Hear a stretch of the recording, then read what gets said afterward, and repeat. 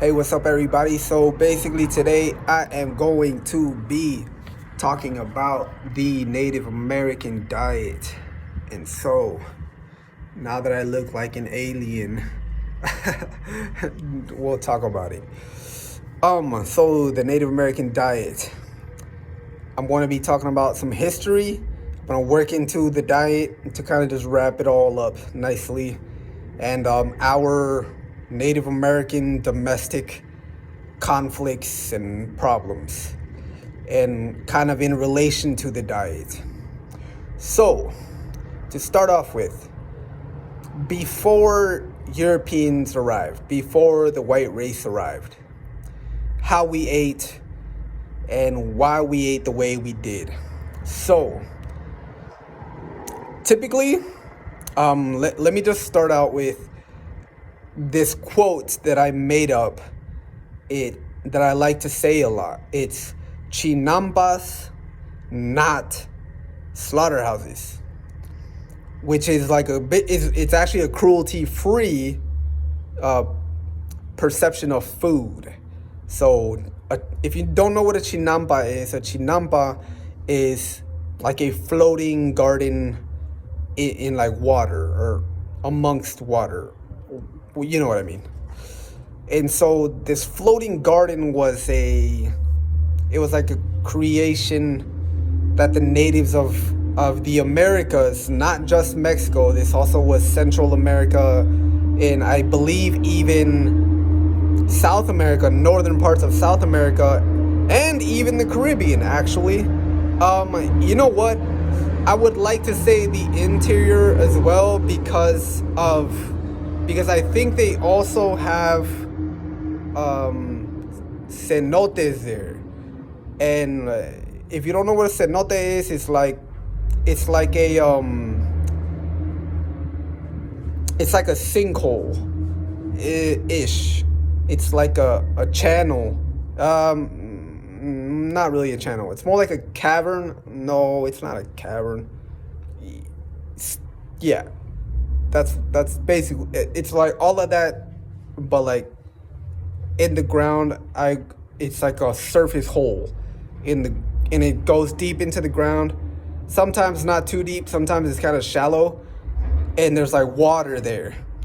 And so that water typically is where natives of the Americas they'd use that water to support those gardens, or they would put the gardens in there, so those floating chinampas in there, or obviously along like marshlands and stuff like that. But okay, so you kind of see the idea, though. It's cruelty freeness. It's because we were people of crop. Like we ate a lot of fruits and vegetables before we ate like meat and stuff like that. You know what I mean? Or like, yeah. Because not slaughterhouses, because slaughterhouses didn't exist at the Americas yet, because Europeans have not introduced them, or more like forced them. And so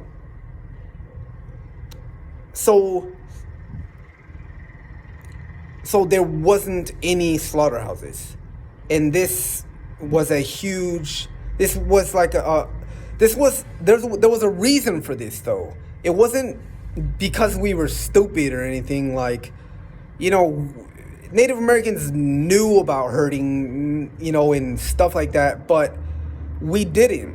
I'm not saying that Native Americans never exploited animals. We did. Specifically, fishing and stuff. But we also hunted.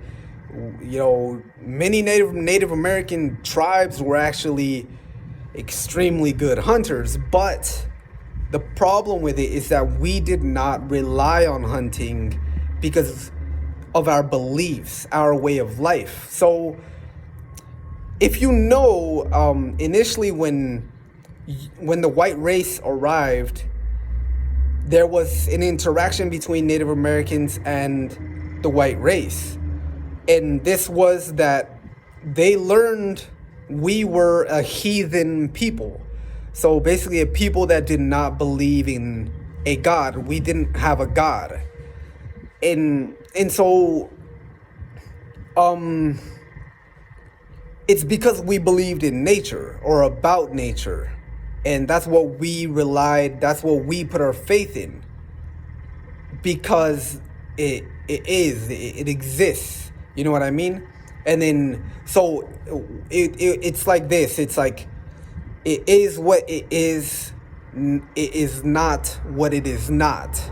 And that's kind of how a Native American would think. It's, if it doesn't exist, it doesn't exist. If it does exist, then it does exist. So when the white race introduced the idea of God, Native Americans kind of laughed at it because it didn't make sense. It's where, like what?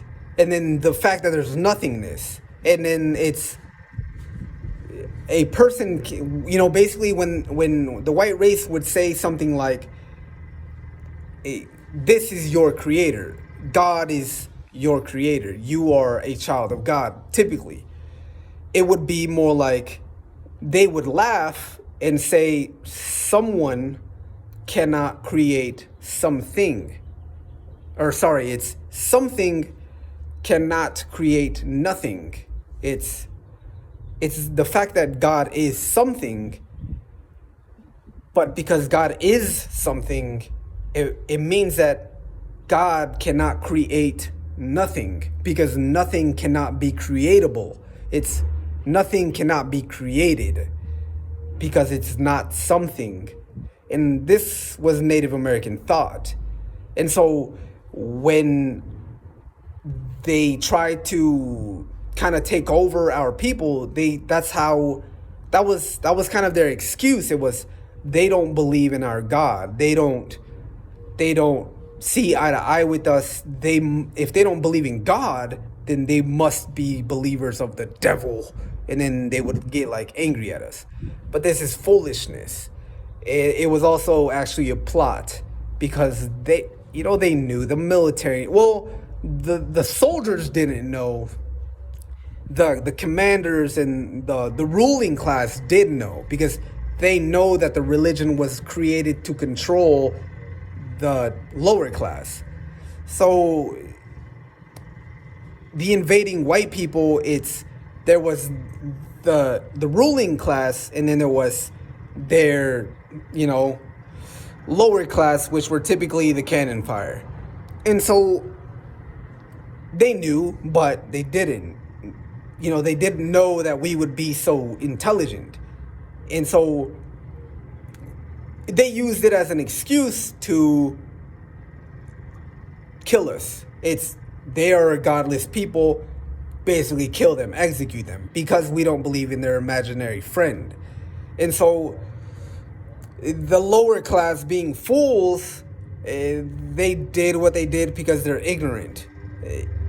And so they murdered the father, raped the mother, and then abducted the child and forced the child into indoctrination and conversion to their religion.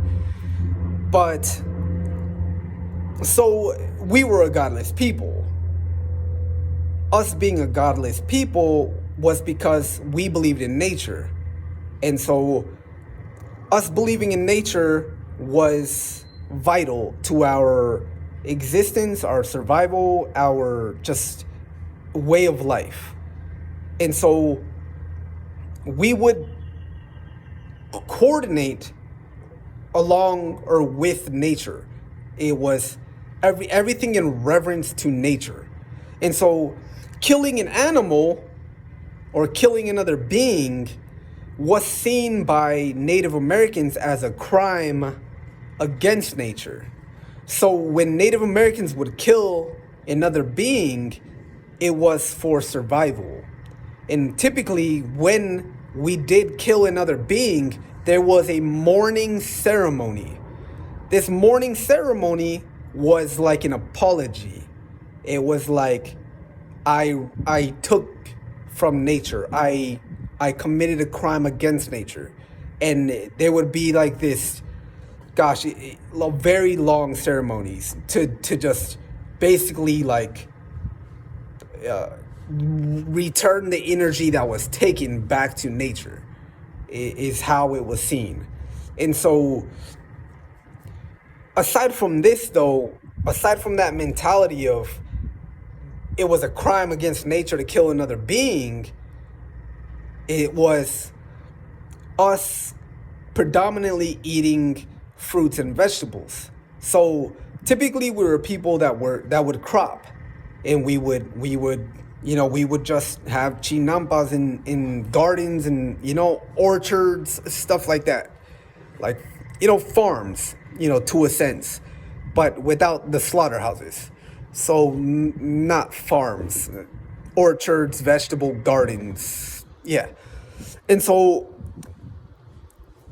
like there was the fishing thing. I think fishing was just kind of, from what I've seen, I believe fishing was more exploited than others, including like eating like insects and like reptiles and stuff like that. But yeah, fishing. And then there was we also had another problem with psychedelic drugs. Well, psychedelic natural medicines like peyote, peyote, and magic mushrooms. So marijuana didn't really exist in the Americas during those times. So the peace pipe thing is actually, that was a new thing, but it wasn't of behalf of tobacco. So tobacco was something that Native Americans did practice. So it was something that, again, it was one of those, I believe, if I'm correct, it was not entirely ceremonial. It was also, consumed like sparingly, I guess, but that we didn't support intoxication or drunkenness. Drunkenness was seen as a very bad thing. And so if honestly, I think if we learned to determine the difference between drunkenness and intoxication, we never would have, or I think that the governing people, like the rulers, or the higher class of Native Americans, or the leading class of Native Americans, I think they honestly would have put an end to the toxins, the smoking, and the peyote and the magic mushrooms thing. And honestly, I think we would have advanced to a frugivorous society, but we didn't, because I believe strongly because we were invaded, because that's what forced us into corruption. I do believe we were doing very well compared to the rest of the world, because we had the strictest, like seriously, we had the strictest like alcohol, like drunkenness, like laws, like rules. We said like zero. Like if you ate like fermented fruit and accidentally became drunk, you could basically be killed for that. Like it was a severe punishment, like because it led to corruption and it was a very bad influence. And so like, yeah, so you see how strict, how disciplined, our people were.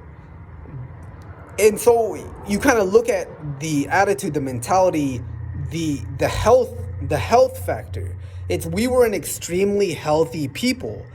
And you go to look at history, we were invaded like 5 times, correct? If we were invaded 5 times, we chased out practically all of them besides the British.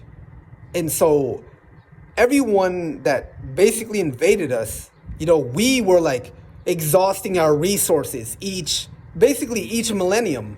we exhausted our resources again and again and again, and it was like every single decade, it was just like worse and worse.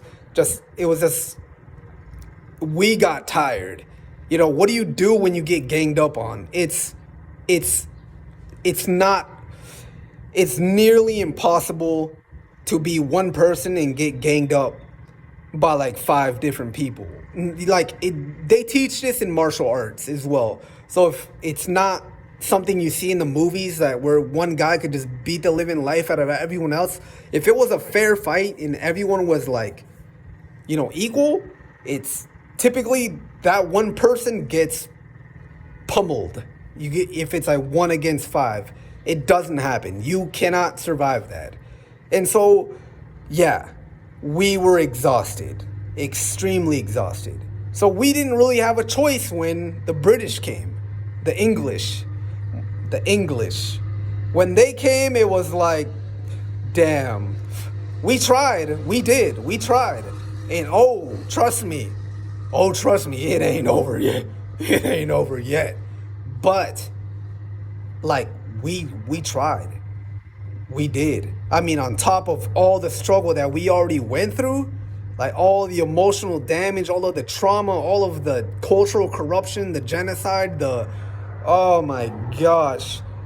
There's like a laundry list and then some, and a grocery list, and then your to-do list, and then you get what I'm saying? Like, we're talking about 5 different lists that we have to just express all the problems that we were dealing with as a culture. And so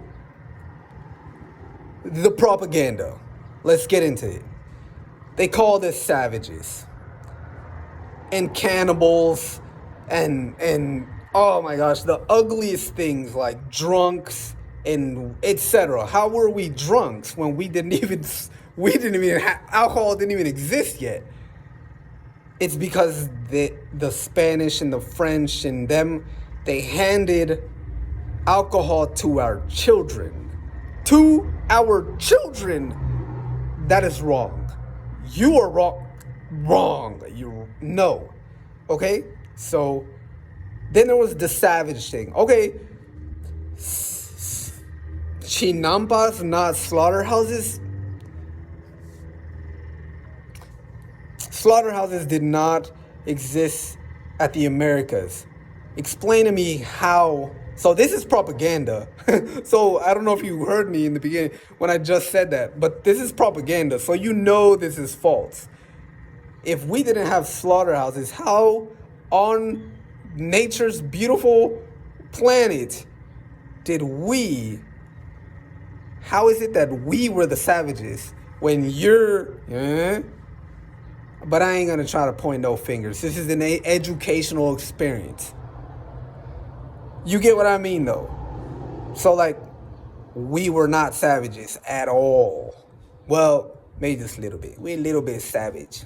He's going savage. We're just a little bit savage. But we were not as savage as... you know what I mean? So, okay. Then there was the cannibal heart cutting and then eating of the heart thing. And then the penis, tapir penis from Apocalypto. Stop it. Just stop. Just stop it. Just stop. Just stop it. Where do you get this stuff from? You know what that sounds like? That sounds like the barbarians. That sounds like the barbarians. Barbados. Or Barbaros. You know what I mean? Yeah. That sounds like you were so traumatized by them that you just like projected onto us, because I know your history, so I know what happened to your mothers. Like I do. I know about the Slav. I know that history. I know why you conflicted with the Slav. You get what I mean? I get it.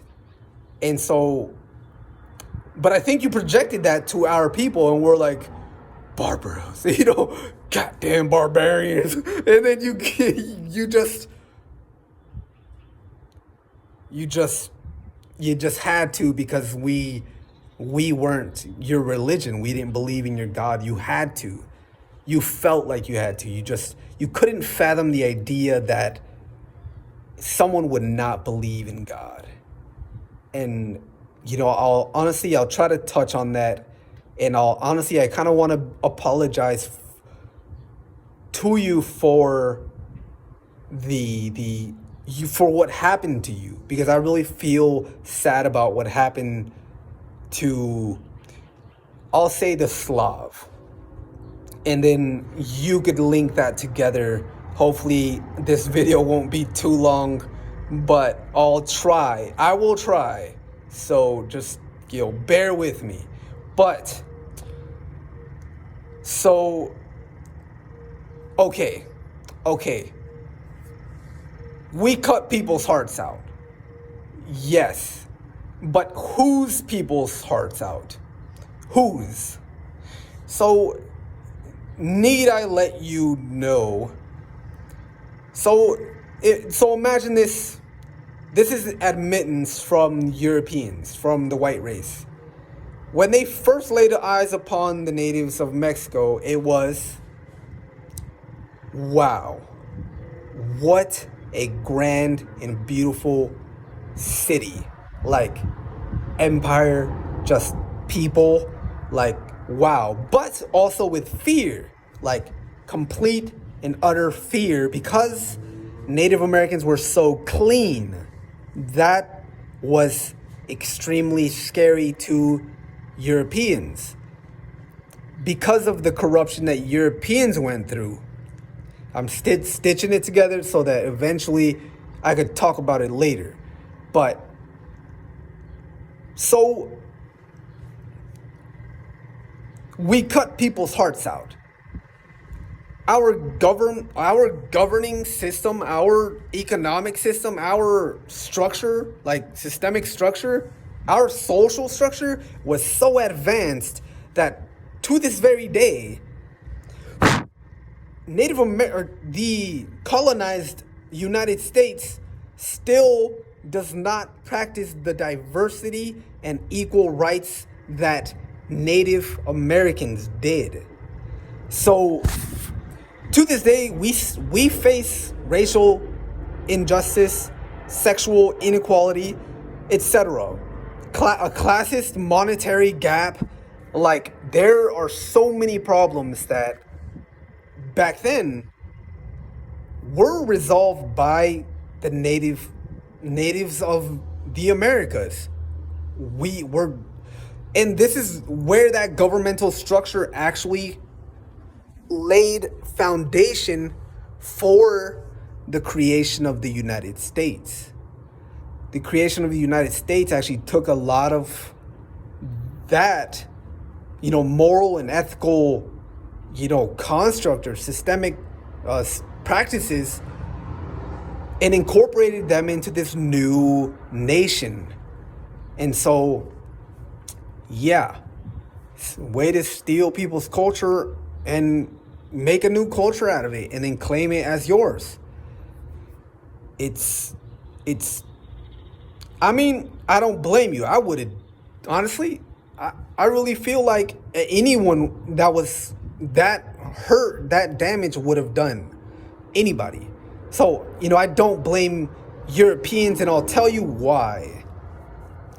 So, first, I'll finish the whole cannibal thing. So there is basically no evidence of cannibalism in the Americas. That's real. I'm talking about during those times, These days, is different because nature's being destroyed. So if we're talking about tribes these days,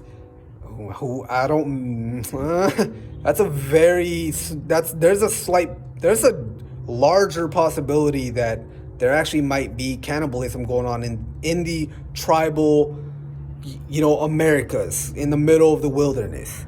It's possible. Who knows? I don't know. But it's possible, especially these days, because the world's being destroyed. Nature is being destroyed. But back then, no, it was too abundant. Way too abundant. Like naturally. Too much fruit. Way too much fruit. Especially in the Americas. Because the Americas have a very large fruit like variety. And so bartering in just like agricultural, like, just exchange, you know what I mean? Like between American natives was just high demand. It was just, we were just pumping it, you know what I mean? And so there's also a lot of proof that there was basically no cannibalism. Aside from that, it was, why did we cut their hearts out? And whose hearts did we cut out? Rapists, drunk people, drunkenness, murderers, people that were in contrary, or basically against the ruling people, or the social groups, what I mean, like just the general populace, people that criminals. So like execution during Native American times, pre-Columbian times, compared to now, there's execution to this very day. And that's what that was. Cutting of the heart was execution. That was a death sentence. It was, you committed a crime, this is your punishment. It was not always that. And slaves, I know. Captives, sure. Slaves, no. Native Americans basically never practiced that. Captives, yes. There was, war criminals, yes. Like stuff like that, yes. Like enemies, domestic conflict, yes. That did exist. But no. That's, even when Mexico was invaded, Mexico made sure to ensure to make the new arriving invader from the white race that colonized the interior of America and created this new nation called the United States. They made Mexico ensured, like coerced, recorded, I don't know how you want to put it, but they made the fucking United States sign a treaty that says, I will not enslave anyone. I will not practice slavery.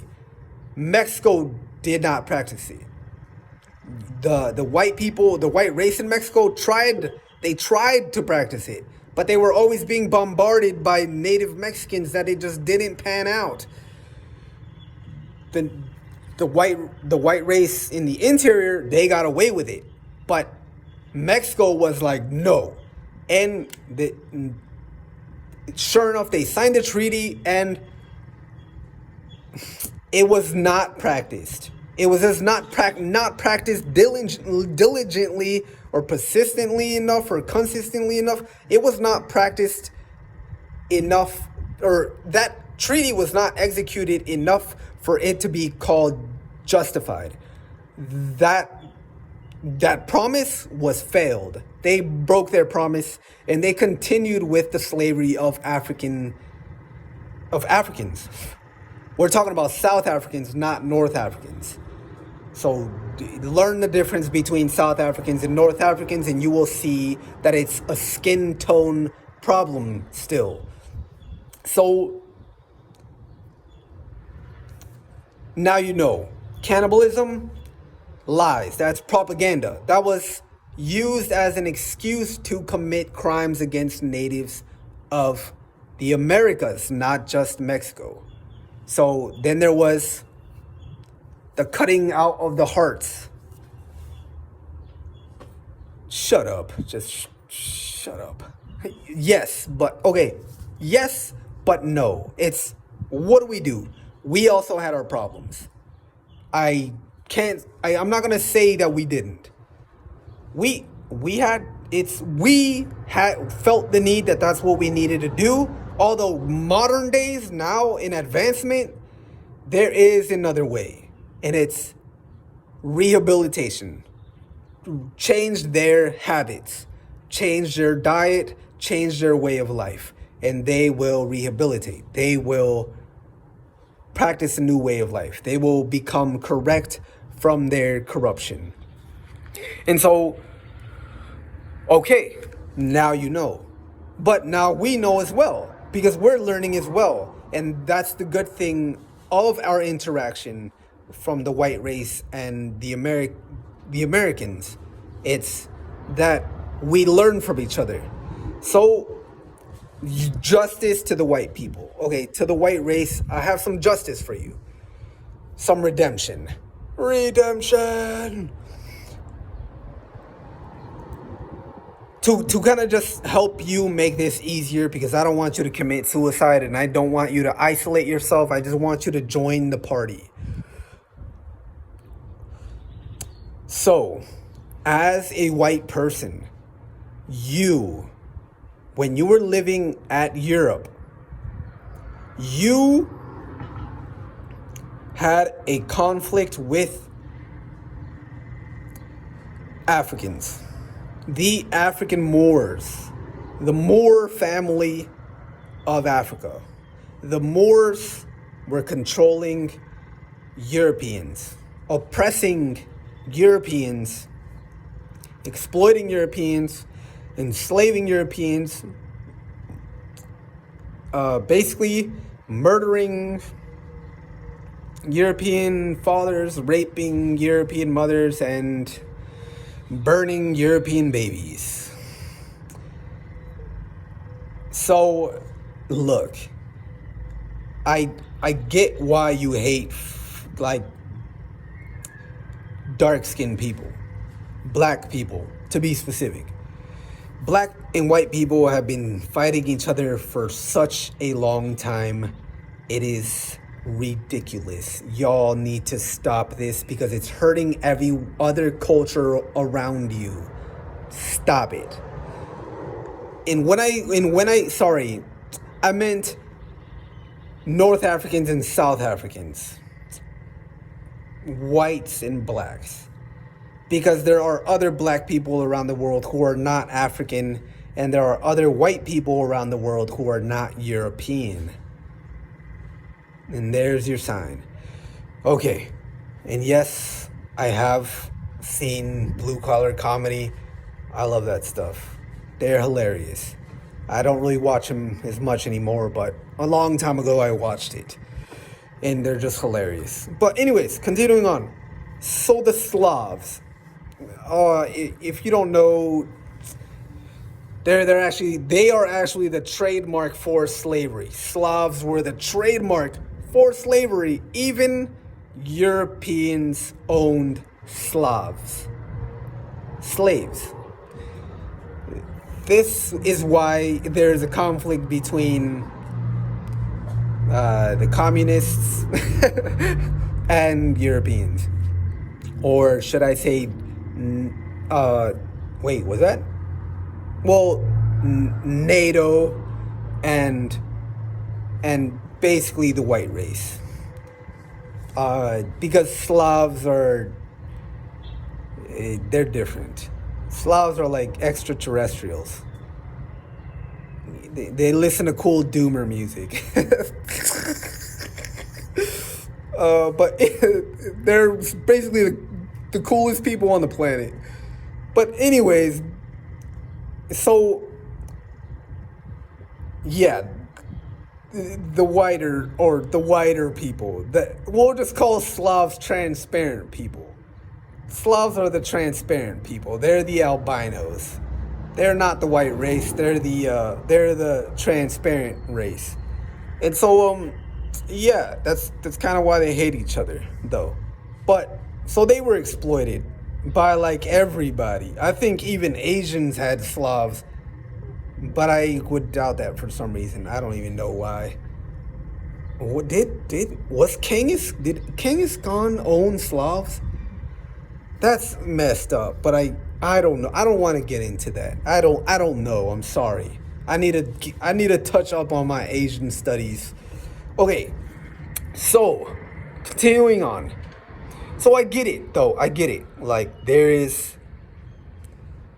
you have been through corruption as well. You have faced a lot of problems yourself as Europeans or the white race. So you came over and then you found us.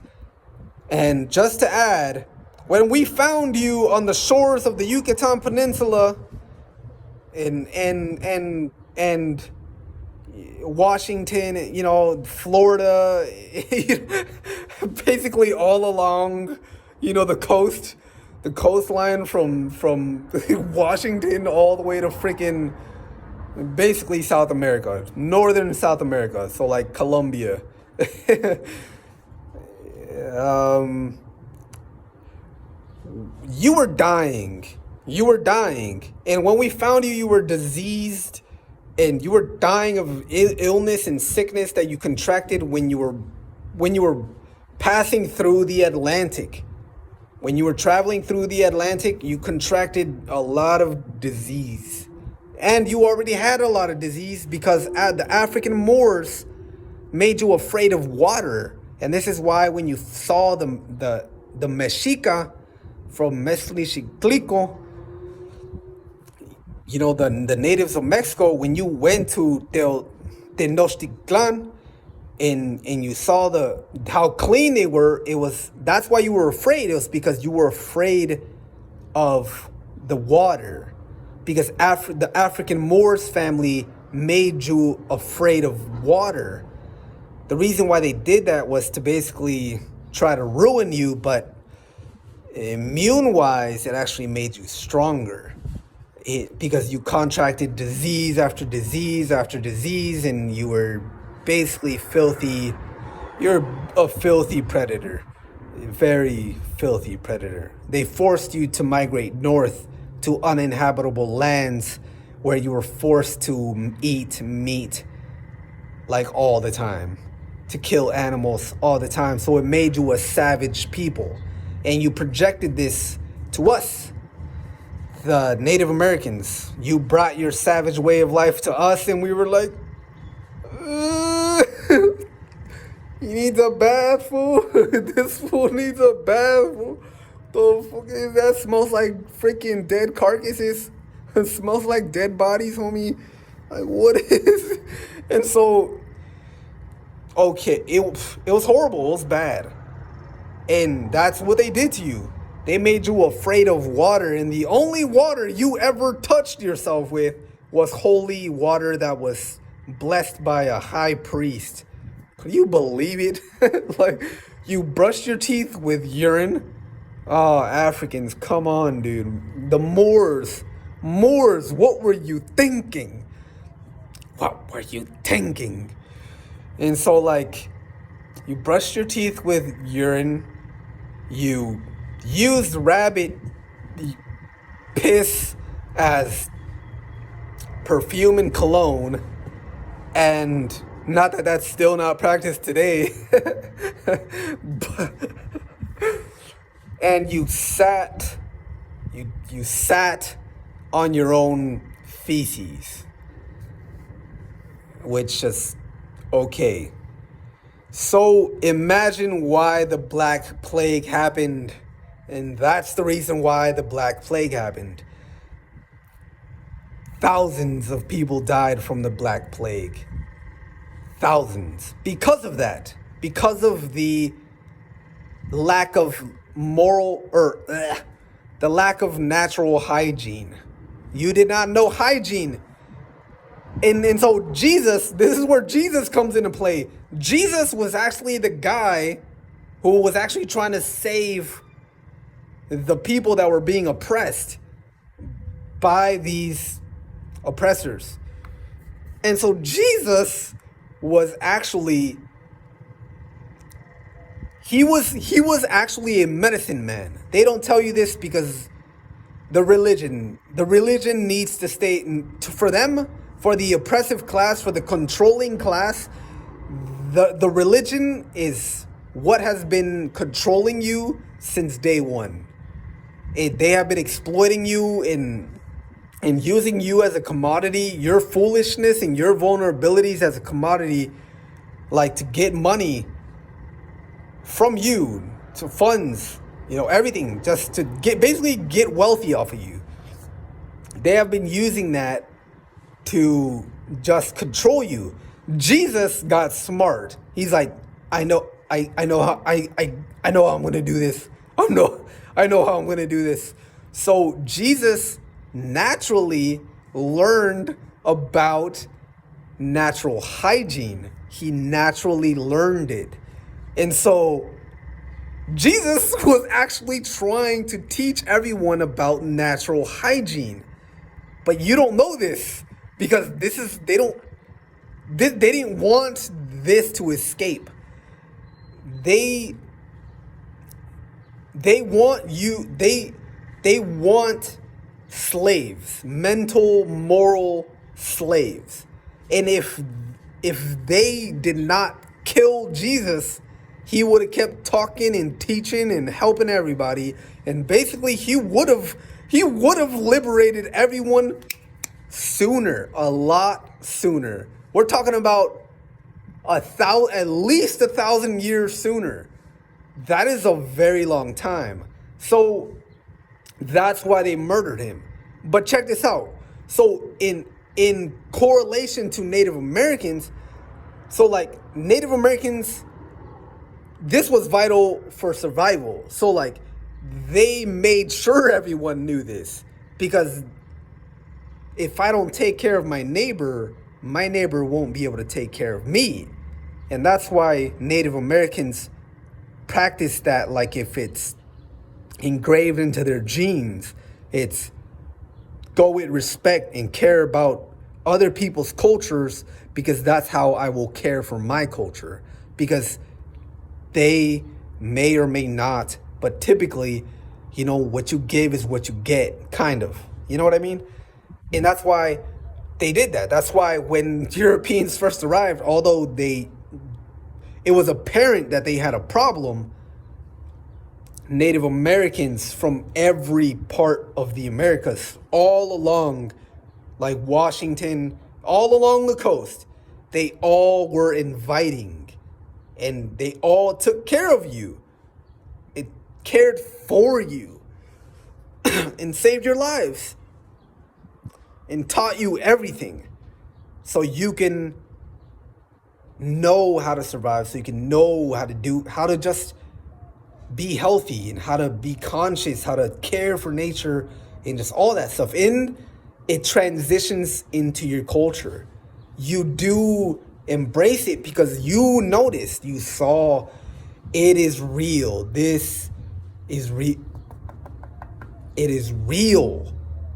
It is not some imaginary friend that enslaves my natural instincts. Like, it doesn't make me a moral slave. It doesn't control me. It doesn't command me. It doesn't anything. It just helps me. That's it. And your people, you saw that. You saw nature. You found nature again. And it was like it was like, honestly, that is bliss. That is bliss.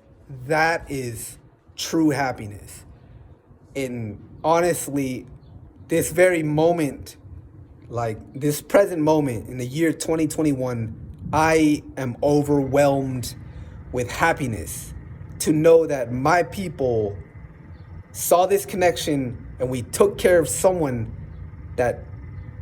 we cared for someone that to our ignorance, or our, to our ignorance, we did not know that they would soon after betray us and doom us, corrupt us. But now I can say that I'm happy that we did care for them. Whoo, this is going on. But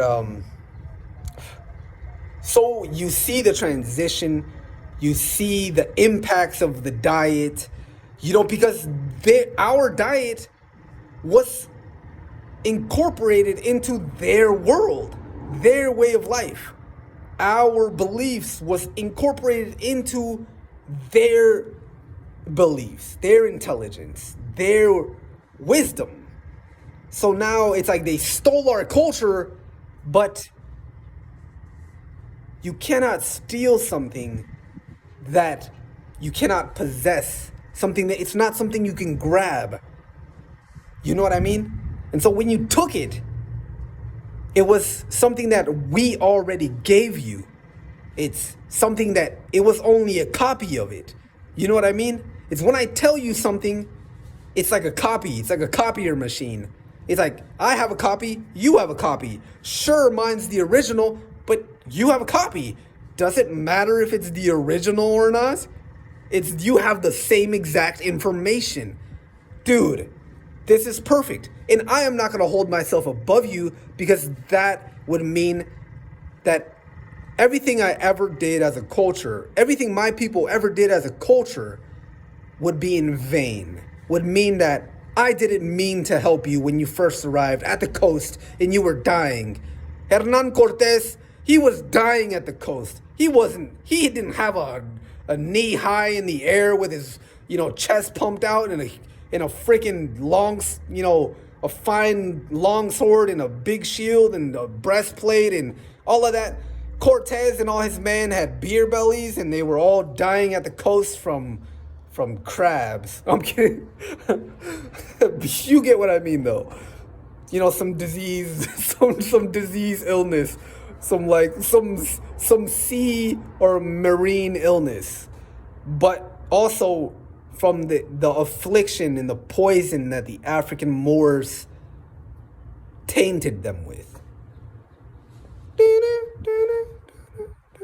And so that's it. That's where we're at.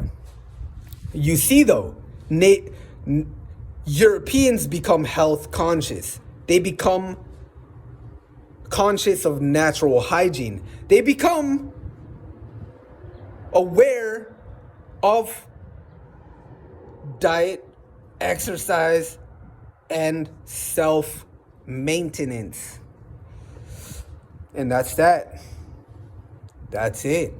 It's beautiful. It's beautiful. And so that's what it is. And so that is our diet. We ate maíz, and we ate tomates, and we ate cucumbers, or cucamba.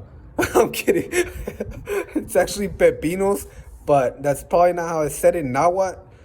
We ate aguacate, and we ate squashes, like calabaza, but there's many different types, and so there's a lot of that. I don't know if ejotes is Native American, but we eat that too now, especially. We ate a lot of fruits like oranges and apples and berries of all kind. We ate a lot of prickly pear fruit, like the cactus fruit, like pitaya. Oh my gosh, pitaya, please come back into my life. I don't know if dates existed in the Americas yet. ? I'm still learning, but we just had a lot of variety. So I'd mention vegetables too, because there are a lot of vegetables, but you get what I mean. You get it. We were very healthy people. Beans and rice and etc. But milk did not exist yet. Cheese did not exist yet. And steak basically didn't exist yet. But we had tamales to also add as a very fun fact, the first The original tamales and tacos and burritos did not and only rarely consisted of or contained meat. It was rare for there to be meat inside of tamales and tacos and burritos. We did not have that. That was rare. That was something only like royalty or very like wealthy people or stature wise, people with very good reputation ate stuff like that because they could afford the loss is basically what it was. But it's like, why eat unhealthy? And it was even royalty didn't eat it that much. That's the thing. We just were not that type of culture because we learned to define nature, and we became humble with nature and embraced nature as elementals. That is how we carried ourselves, as an element of nature, and we personified the elements of nature. So for us to be able to study it, we gave characteristics and all that about nature as if a person. But that's a topic for another day. I already spoke about that. Actually, you can just watch my other video about what our Native American identity. But so there's that. That's it. That really is it. Fun fact though, huh? Like, no meat in tacos or burritos or tamales. Like, when these days the Europeanization of those foods have become like churritos, churros. No, sorry, not churritos. What am I talking about? The pigskin, man. What is that? What is that freaking word? You know what I'm talking about. You know what I'm talking about. Yeah. So that is the Europeanization of Mexican food is meat and dairy. That is because Europeanization or European food or the white race food is very dominant in meat and dairy. And so, yeah, that's what afflicted us. And that's the stuff that causes cancer. So now you look at my people today eating Taco Bell. Oh my gosh, man. All I see is...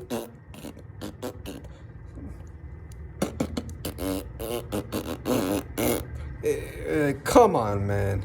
Like, just stop it, fool. Like, just stop it, please. But yeah, my people are fat. We're not nearly as healthy as we were back then. But we're still very healthy. We still, it's like, but we just gotta wipe the slate clean and just decolonize. And so, and then just reclaim our identity and our culture, and then just start practicing what we've always been doing, and then just help the world, and just keep helping the world, and then booyakasha, and then we could just launch off and approach someone else's homeland and home planet in peace. But okay, everyone, that is it for today. We are almost at an hour. If you stuck by this long, I congratulate you. You got some feature. You got some of that gooly.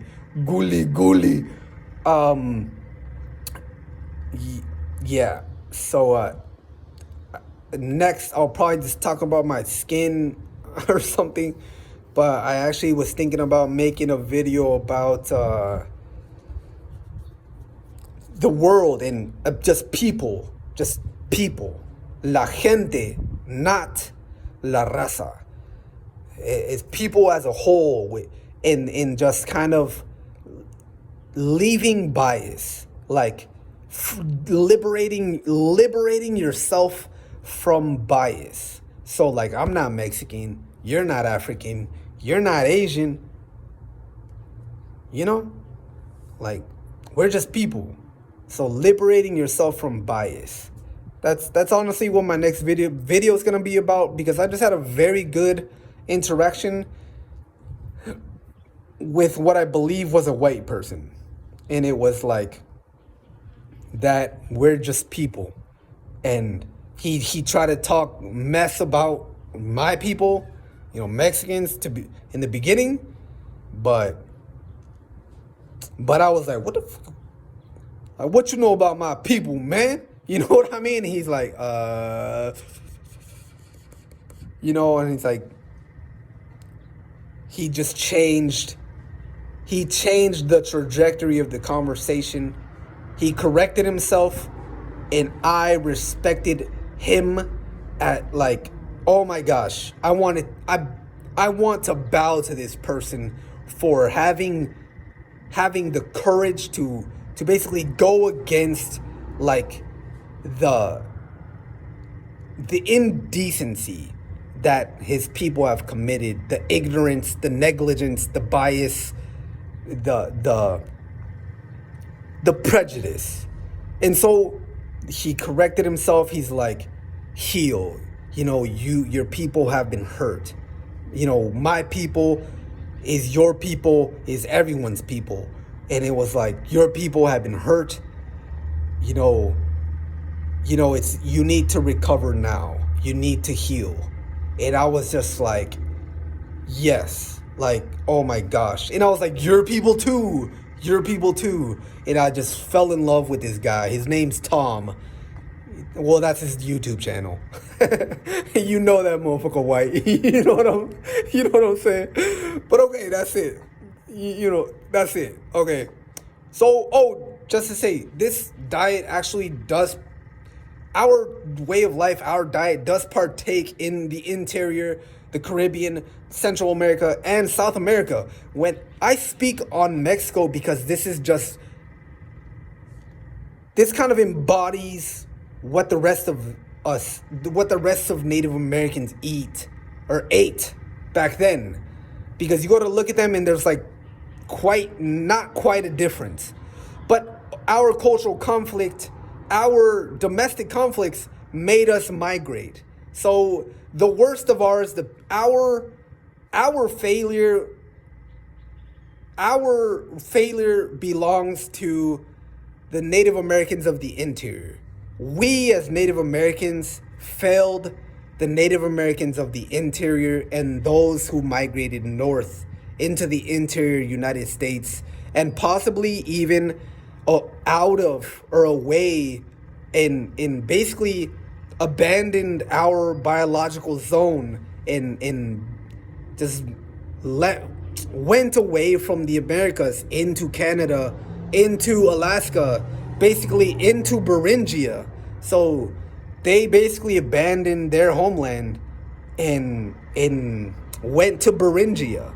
And so we, it's like we owe them like an apology.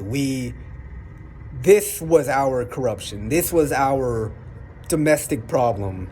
And they are the ones that we failed as a people, as a culture, as, natives, like, Mexicans and, people like South, like we did fail them, as parent figures, we did, and it's why they migrated away, and so, I just want to apologize ahead of time, like, for the rest of my people.